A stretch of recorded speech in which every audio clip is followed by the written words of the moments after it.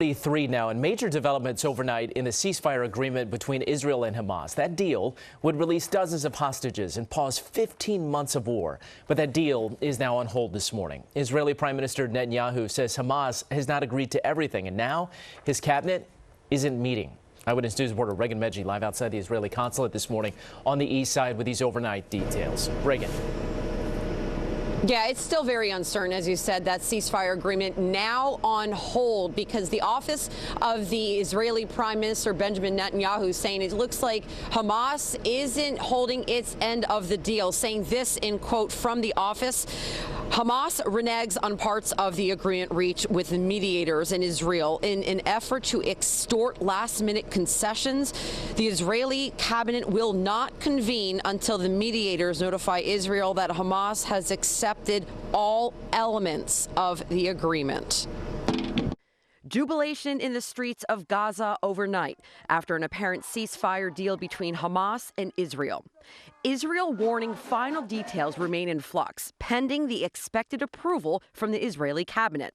The parents of Hirsch Goldberg Poland, an American hostage who died in captivity, says it's too early to celebrate a deal. We are so hopeful and optimistic. We need to remember this has to be rolled out until the very end. So there can't be true celebration until everyone is where they're supposed to be. The deal is split into 3 phases. The first involves a 6-week pause in fighting, along with the opening of negotiations on ending the war altogether.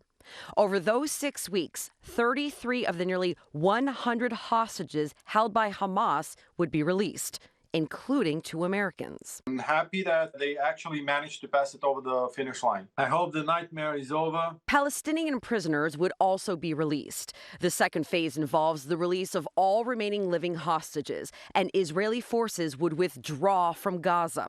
The third phase would initiate reconstruction of Gaza.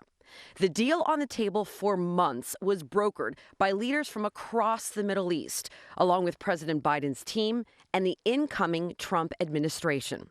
Trump recently pledged all hell would break out if Hamas didn't promise to release hostages by the time he takes office.